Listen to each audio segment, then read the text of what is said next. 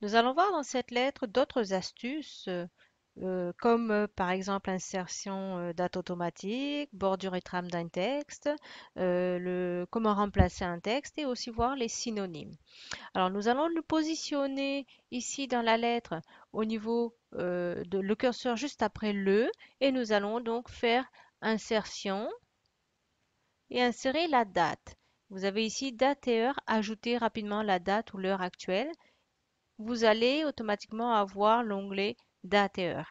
À partir de là, vous pourrez choisir le format que vous souhaitez.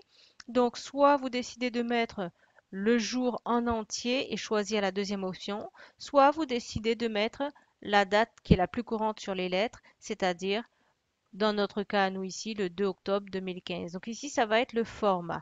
Vous avez la possibilité également de choisir la langue le juste à côté, français ou anglais. Donc nous allons rester sur l'option français et décidons de cliquer sur ce format, faire OK.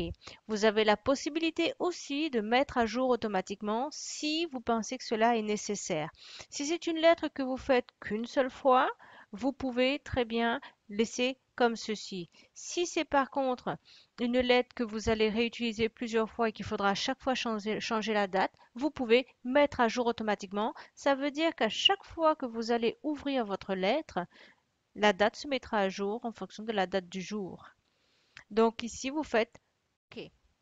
Voilà. Une autre option également pour pouvoir insérer une autre titre, c'est de saisir le début de la date et vous verrez que lui-même, il va vous proposer la date. Donc ici, en l'occurrence, on peut mettre le 2. Nous allons écrire OCT et si vous faites entrer, il va automatiquement vous proposer cette date. En l'occurrence ici, le format n'est pas adapté. Donc nous pouvons également sélectionner, aller dans date et heure et changer le format ici. Il va automatiquement réajuster notre format. Donc je recommence. Nous pouvons sélectionner la date, aller toujours dans date et heure et ici choisir un autre format, par exemple celui-ci. Donc deuxième astuce que nous allons découvrir, comment en fait trouver des synonymes des mots qui ne nous conviennent pas dans la lettre. Alors ici, nous voulons par exemple changer le mot réunion, on trouve qu'il ne nous convient pas, qu'on aimerait varier un peu. Nous allons tout d'abord sélectionner le mot, faire bouton droit de la souris et aller sur synonymes.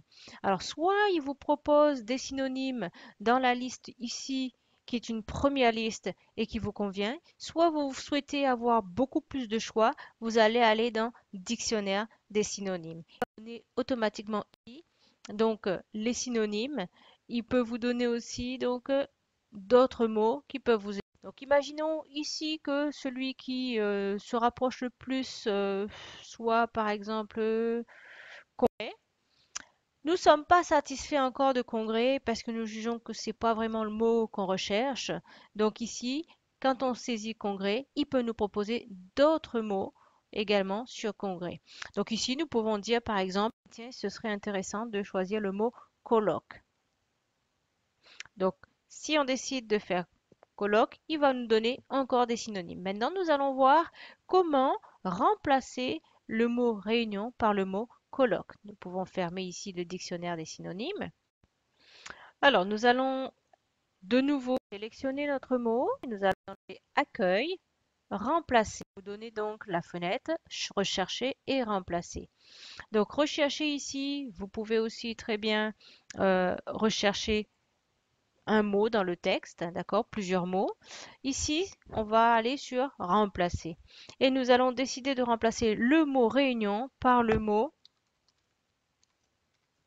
colloque. Et là, on va dire remplacer, il va remplacer un mot, ou remplacer tout, il va remplacer tous les mots qui comportent réunion par colloque. Et nous faites remplacer tout. Nous avons effectué un remplacement. Voulez-vous continuer la recherche depuis le début? Nous allons dire oui. Et là, il va rechercher les autres mots et faire ensuite la vérification est terminée. Nous avons effectué 3 remplacements. Vous-même, vous savez à peu près combien de mots vous avez dans votre texte ou sinon, ça vous permettra de comparer.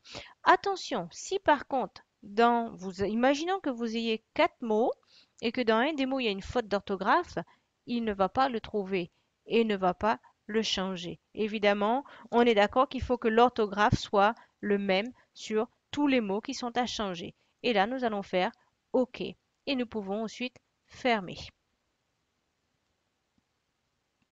Alors, ce qu'il faut faire attention lorsque nous remplaçons des mots, c'est ensuite vérifier si c'est un nom masculin ou un nom féminin, parce qu'il faudra peut-être apporter des modifications. Vous êtes convié à la colloque annuelle. Donc ici, on comprend bien qu'il faut modifier et faire bouton droit. Ça va être au colloque annuel. Donc, en l'occurrence, nous avons aussi une faute en dessous et la colloque. Donc ici, ça va être et le colloque se clôturera.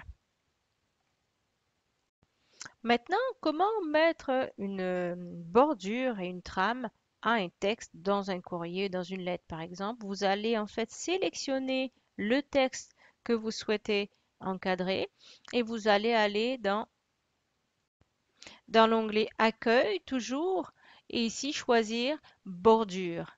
Là, la possibilité de choisir vous-même la bordure que vous souhaitez, sachant que quand vous placez votre curseur sur chaque bordure, il vous montrera ce que ça va donner. Donc si nous décidons de faire une bordure externe, ça va être ici.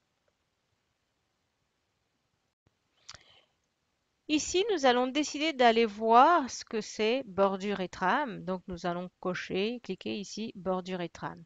Alors ici, vous avez trois onglets, l'onglet bordure, l'onglet bordure de page et trame de fond. Alors bordure ici, il va y avoir plusieurs types. Donc aucune, c'est que nous n'avons pas de bordure, c'est notre cas actuel, c'est pour ça qu'il est en bleu. Vous avez encadrement, encadrement ombré, encadrement 3D et personnalisé. Donc, lorsque nous allons sur encadrement, juste à côté, vous avez le style. Alors, le style va être ici le style de ligne, de trait qui va en fait faire l'encadrement. Donc là aussi, vous pouvez le décider et choisir la ligne. La couleur va être la couleur de la bordure. Nous avons ici la même palette que nous avons pour le texte que vous retrouvez dans Police. Et vous avez aussi donc la largeur donc du point. Ça veut dire c'est l'épaisseur de la ligne. Alors vous avez aussi un aperçu sur votre droite ici qui va vous permettre d'aller beaucoup plus rapidement. Vous pouvez ici, par exemple, lorsque vous êtes sur aucune, décider de cocher directement les bordures que vous souhaitez. Appliquer à va être lorsque vous décidez d'appliquer à un paragraphe ou à un texte. Si vous décidez d'appliquer à un texte, il va prendre qu'une ligne. Si vous décidez d'appliquer à un paragraphe, si dans l'occurrence, ici nous avons trois lignes qui sont sélectionnées, il va pouvoir en fait encadrer vraiment les trois lignes. Le bouton Options ici nous permettra en fait de décider de l'option de bordure et trame, c'est-à-dire de la distance du texte par rapport à la ligne. Donc en l'occurrence ici, il vous propose un point en haut, un point en bas et nous sommes à 4 points gauche et droit.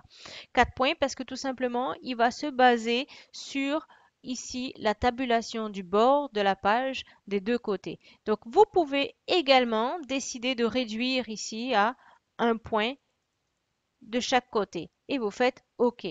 Et là, vous allez faire OK. Vous donnez donc un texte. Vous pouvez ensuite modifier ici votre encadrement en modulant